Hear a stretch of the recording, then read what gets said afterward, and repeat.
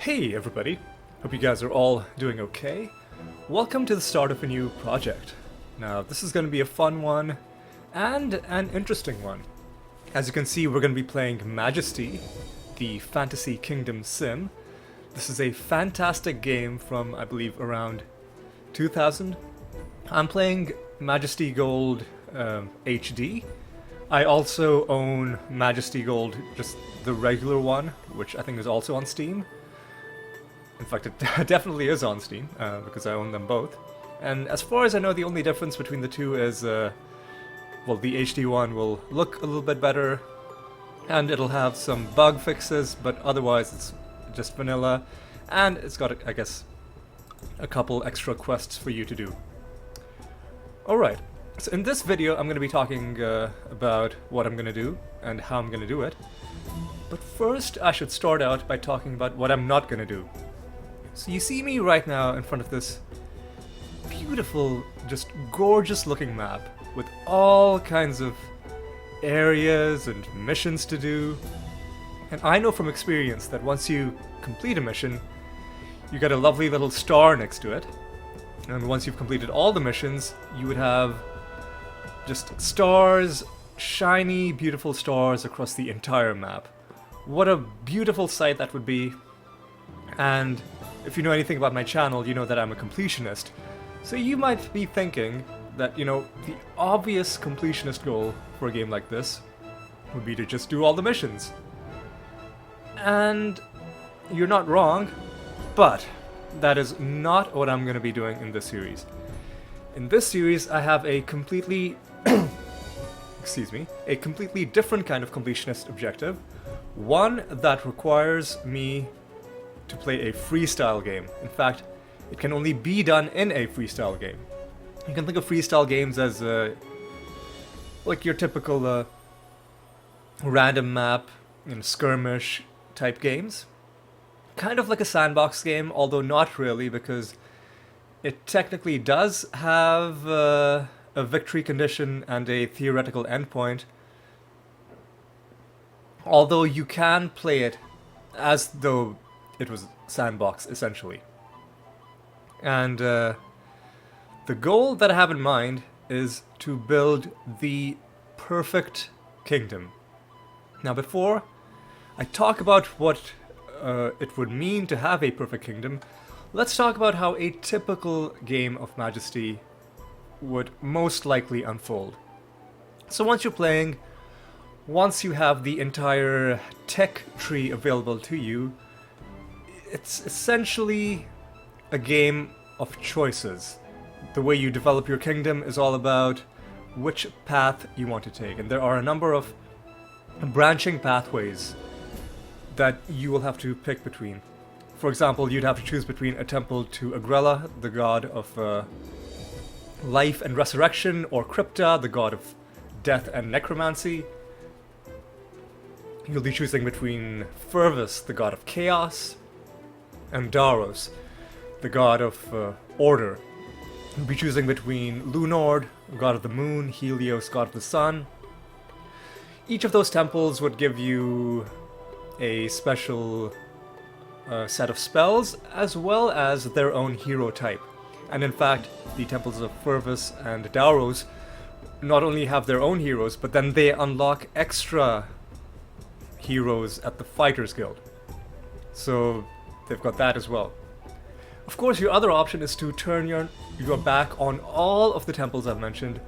Just reject all 6 of them and go with the Temple of Crom, which gives you access to barbarians and the very powerful Rage of Crom ability.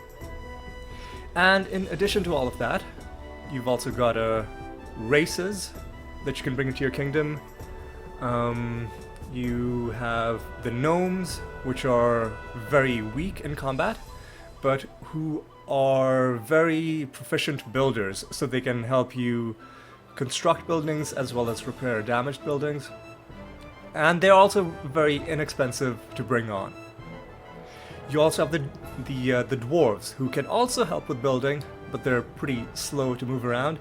They're much better fighters though, and they also give you access to ballista towers, which can really help with the defense of your kingdom.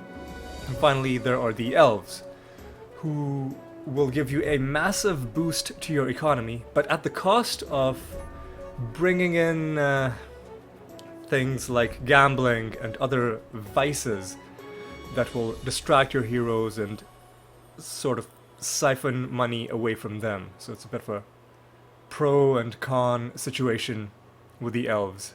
And you've probably already guessed, you can only pick one of the three races. So for example, if you go with the elves, you can't go with the gnomes or with the dwarves. So you gotta pick one. Now, ordinarily, that is how the game would play out, right? You make choices about what you're picking, and by extension, you're also choosing what you're leaving behind. And this is where kind of the seed of the idea for this project came from. So I was just thinking, I'm like, okay, I'm making these choices, but I like all of these heroes. Is there a way to have it all? Is there a way to essentially have my cake and eat it too? And so the big question I was pondering was, can you have a kingdom where among its denizens you have every single hero type represented? And that is what I envisioned as the perfect kingdom. And the answer to that question, I'm going to put to you, is yes. You can indeed have the perfect kingdom, provided you do some very specific things. And to show you what I mean, we're going to go into the Freestyle Quest menu, and we're going to go into the manual settings option. And you'll see I already have some settings selected. These are the settings that I'm going to go with when we start. And these settings are going to help me towards my goal. And I'm going to go through them one by one, and together we are going to theorycraft the perfect kingdom in Majesty. And that is a kingdom with every single kind of hero, but I'm putting some other conditions on it as well, and we're going to go through all of them. So, first of all, the first choice we've got to make is this thing called player forces. This just is about what you start with, like which buildings, which guilds, and so on. And as you can see in brackets next to the thing is the game's idea, or the game's estimate of how difficult or easy a start it thinks it is. So, for example, something that the game thinks is a beginner level start is going to be a lot easier than, for instance, starting with a single outpost and nothing else. We're going to be going with this one, United Fates, because this does something very important for us. We start with a temple to Agrella, to Dauros, to Fervus, and to Crypta. We start with all four of these temples. And if you remember what I said earlier, like normally these temples would clash. If you got a temple to Agrella, you would not be able to have a temple to Crypta, right? With a temple to Dauros, you can't have a temple to Fervus. So this is going to help us tremendously, giving us access to all of their heroes and their spells, which is a very solid start. Now, the astute among you will probably be keen to point out that when I was listing out the choices for players to make, I mentioned a lot more than just these four guilds. So one question on your minds might be, for instance, what about Helios and Lunord? Neither of those are mentioned, so presumably you'll still have to choose one of those. And what about Kralm and the Barbarians? Like, any one of these temples individually would be enough to disqualify me from having a temple to Kralm, and I'm gonna have 4 and eventually 5 of them if I, build Helios or Lunord. So what am I gonna do about that? And of course, with the races as well, I'll have to pick one of those 3. So what do I do about the 2 that I haven't picked? And the question is, like, is this the best we can do? because it's a bit better than what you would normally get, because, we've got some of these conflicting temples at the same time, but there's a lot that it's leaving out. So, is this the best we can do, or is there some way to fill in those missing gaps? And the answer to that question is yes. There is a way for us to get all of the heroes that aren't represented in here, and that is through a building type that was added in the expansion called the Embassy. And what an embassy does is it allows you to recruit random heroes. You pay a sum of money and you'll see a bar start filling, and once the bar fills up, a random hero is recruited into your settlement. And I have tested this. It can give you any of the hero types I've mentioned, any of them at all, including ones for guilds you don't have yet, including ones for guilds that you can't build because you built something else that is mutually exclusive with it. So we are going to be using embassies to get all of the heroes whose guilds we wouldn't normally be able to build. That is how we are going to solve the problem of how we're going to get every single hero type in our kingdom. One thing I will mention though is that this will require a lot of save scumming, because while you're getting a random hero, you won't necessarily get the hero you want. It could be one that you already have, for instance. So, like, the only way around it, right? I mean, the game might give you a hero that you don't want, but who's to say you don't just load your game and try again? There's no law against that. Save scumming is a perfectly legitimate tactic. So yeah, that's gonna happen a lot. Just be forewarned. There's gonna be a lot of save scumming on the way to our quest to get every single hero type in our settlement. And yeah, that's how we're gonna do it, through embassies. The next objective has to do with this setting, entitled Enemy Forces. Now, it is my opinion, and I'm sure I'm not alone in this, that in fantasy settings, especially, traditional fantasy settings like this, Lord of the Rings-ish, that if there aren't dragons involved, then, you're not getting your money's worth, you're not getting your time's worth, you're just basically getting ripped off. But more than that, more than just dragons being a staple of the fantasy genre, I also think that if I'm going to be going around calling something a perfect kingdom, then that title would feel very hollow indeed if this so-called perfect kingdom wasn't able to stand up against the most dangerous threats in the realm. And in this case, those would unsurprisingly be dragons. So dragons are gonna be our main enemy that we would have to defeat in order to win this map. Now there are some other settings which I'll get to after I'm done talking about the main objectives. But yes, that's the second main goal, is our main enemy has to be dragons. In addition to these two goals, I also have a couple restrictions that I'm placing on myself. One is, I can't let any of my heroes stay permanently dead. The reason I've phrased it in this awkward way is that in this game, you can resurrect your heroes if they get killed. There are 3 ways to do that. Through a fully upgraded temple to Agrella, which gives you the resurrect spell, or the reanimate spell at a fully upgraded temple to Crypta, or by building a structure called the Mausoleum, which will hold dead heroes inside it, and then you can pay a sum of money to resurrect them from there. So, I'm not saying that I won't be allowed to let my heroes die, but I am saying that if they do die, I'm required to bring them back to life.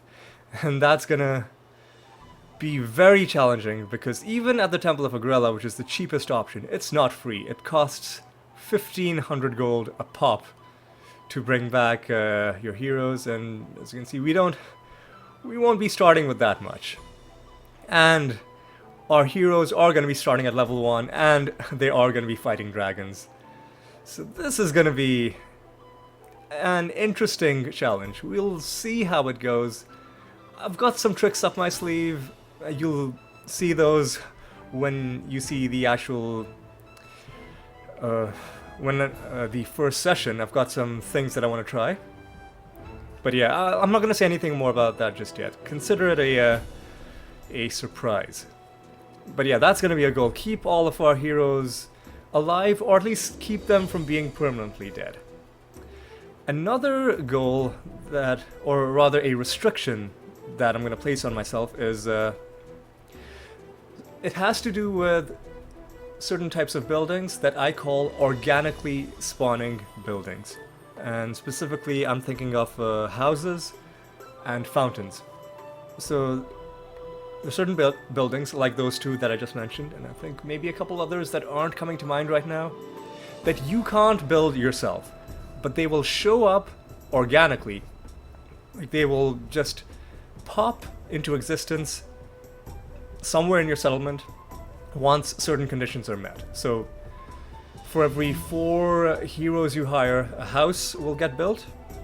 But the thing is, once, or if you let that house get destroyed, it's gone for good, it's not coming back. You can get additional houses by hiring more heroes, but that first one is never coming back. Same with fountains.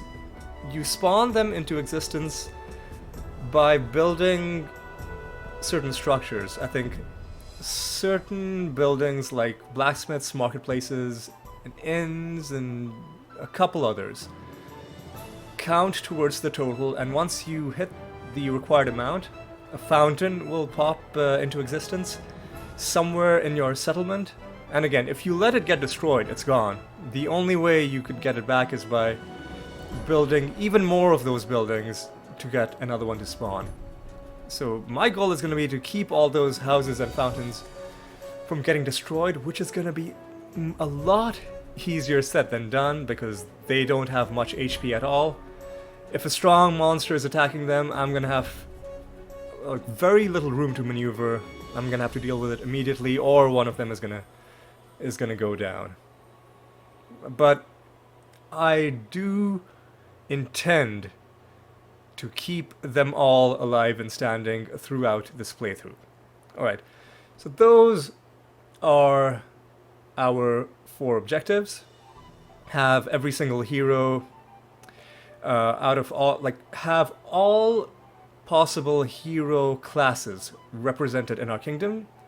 We're going to be helped along the way by this starting setting, along with the embassies. Number 2, we're going to be fighting dragons as our main enemy. Number 3, I'm going to be keeping all of my heroes from permanently dying through just frequent use of the resurrection abilities. And number 4, I'm going to prevent all of the organically spawning buildings from getting destroyed, which, there's no easy way to do it. The only way is by having strong defense for my settlement. So those are the objectives. Now I'm going to talk about some of these other settings. One of them being the wandering monsters. This is just an extra monster type that you can have. I'm picking what I consider the easiest of the expert level monsters, and if I have anything less than an expert level monster, it'll bump the game's difficulty. This is a bit misleading. This is just the game's estimation of how difficult my settings are, and right now it thinks it's master difficulty. If I pick anything else, it'll bump it down to expert. So the reason I'm going with vampires is because, well, first of all, they don't instantly go towards your base the way dragons do. So even though they are very powerful, we'll have some breathing room with them, and also eventually our priestesses of Crypta will be able to dominate them and bring them onto our side, which is going to make things a lot of fun. Also, one thing that I picked to make the game more interesting is this special event, respawning layers. So if we destroy a dragon cave or any other thing on the map that's spawning monsters, after a period of time it'll come back. It's going to make things harder, but it will also ensure that our heroes will always have something to do in the long term, as opposed to destroying all of the layers and then they're just gone permanently, and there's nothing left on the map except for these wandering vampires. It's going to make things interesting. Another thing that's going to make things interesting is this other special event called Wake the Hunters. So Rongel and Ulshek are boss monsters that you encounter during a couple missions in the campaign, and they are going to be hiding in random layers, and if you destroy the lair that those monsters are in, and there's no way to know in advance which layers they are, then you will release these extremely powerful enemies onto the map, and when that happens, things are going to be interesting to say the least. And let's go over the rest of these things. It's just standard victory conditions, no real victory limits, no changes to the building limitations, just the default building menu. For my starting gold, I have 20,000. That's because this is the highest I can give myself without the game bumping its difficulty estimate down from master to expert. So I'm going with 20,000. I could give myself less, and it would stay at master. But I figure if the game's gonna let me take 20,000 while also considering it a master difficulty map, then I'm just gonna go for it, right? I'm gonna need every bit of money I can get, especially in the early game, to do everything I'm gonna need to while also paying for hero resurrections. In fact, this may not be enough money. We'll find out soon. Alright.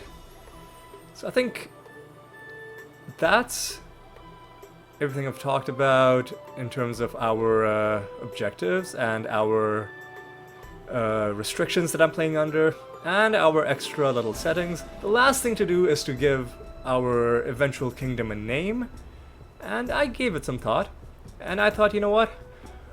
We're gonna be a very diverse kingdom. We're gonna have every single hero type all under one roof, not really roof, but under one banner, fighting for the same cause. It's gonna be a very cosmopolitan kingdom. For that reason, I'm gonna call it Cosmopolis. Now, I know that there actually is a movie called Cosmopolis. I learned this when I looked up that word to see, how commonly it was used, and the only thing I could find was that movie. This has nothing to do with that movie. A cosmopolis is a real concept, right? So, a cosmopolis is a cosmopolitan city in the same way that a metropolis is a metropolitan city, right? So it is a real term, even though it doesn't get used that often. But yeah, that's going to be the name of our settlement, Cosmopolis. Now, the last things to talk about before I bring this theorycrafting / intro video to a close is I want to talk about how I'll be recording these sessions and roughly when you can expect episodes. So I'm going to be doing these in sessions, and each session will have different objectives. Like, so the first session is going to be all about simply surviving and getting a foothold. The second one is going to be the start of our slowly incremental process of building up our kingdom. And eventually, in the final session, we will complete the project of Cosmopolis by bringing in all of the hero types. And I expect each of these sessions to be fairly long. I think in the neighborhood of around an hour and a half each. And I've made the decision to leave the videos for each session intact, like a single video for however long it turns out to be, rather than splitting it. The reason being that I'll be recording them in a single uninterrupted session, and then if I split those up, you'll get those abrupt breaks, which I don't really like, and which honestly I don't think are necessary anymore, because like YouTube has been handling this really well for a long time. If you're watching a video and you pause it and then you come back later, even if you've closed your browser, even if you're on another device, it'll start you back exactly or close to exactly where you left off. I know, it's amazing. What a time to be alive, right? And so for that reason, I'm just gonna leave the videos as long, uninterrupted ones, and people can watch however much of them they want to. Like, I don't expect anyone to watch an entire session in one sitting, right? It could take you a bunch of sittings, or you could skip to different parts. How much you watch, and even like the speed you watch it on, like you could watch it on triple speed, right? Like, that is all up to you. But I will be putting these gameplay sessions up as long, uninterrupted videos. The other thing to mention is that the first session is going to be a split between post commentary and live commentary. The reason is because, and I cannot emphasize this enough, this is a very, very difficult map. These are very difficult settings to start on, and I can all but guarantee you that I won't be succeeding on my first attempt. And I'm not going to be commentating when I know that I'm probably going to fail, and when I know that I'm probably going to start over, because that is a surefire way to lose your mind. So what I'll do is I'll be recording, and I'll keep playing however many attempts it takes to get a successful foothold. And then, once I have that, I will cut out all the rest, take the part of the successful attempt, or what will eventually become the successful attempt, and then post-commentate over it. And then eventually, at a certain point, it'll transition into live commentary, which is once we're past the point that I was confident enough in the session to keep it. It might sound confusing, but once you start watching the next video, it'll make a lot more sense. And just keep in mind that the first session's video might be a little bit quirky compared to the others, because it will be a combination of post and live commentary. But then after that, the videos should all be just regular live commentary. Alright, the last thing is the upload schedule for this series, and I'm envisioning the videos going up on Sundays, which is really the only day on which I don't have some other video going up, so like my only free day for now. And I'm envisioning the series being done in, let's say, 3 or 4 weeks, depending on whether it takes 3 or 4 sessions. I don't know exactly how long it'll take, because this game is a game where you don't have direct control, you only have indirect ways of influencing outcomes, and sometimes you can go for long periods without the game cooperating with you. So I think it'll take about 3 or 4 sessions. So it should be done in 3 or 4 weeks, and the episodes should be coming up at noon Eastern Time Sunday. Of course, if you're watching this in the far future and the entire series is up, you don't have to worry about this. So this is really more just for people who are following along from the very start, so that you know when to expect further episodes. And I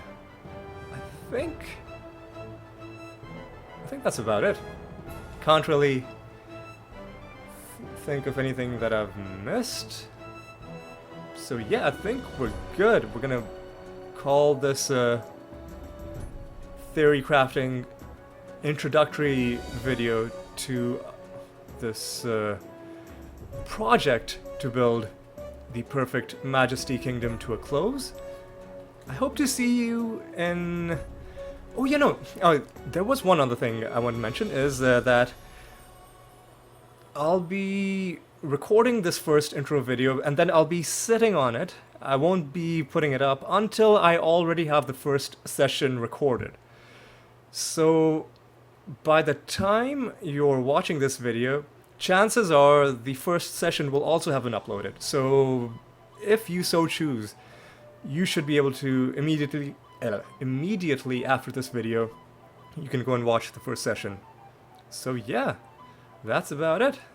That's all I'm gonna say about this project. I hope to see you in the next session, which is when we will actually start building Cosmopolis, which will eventually be the perfect Majesty Kingdom. And until then, take care.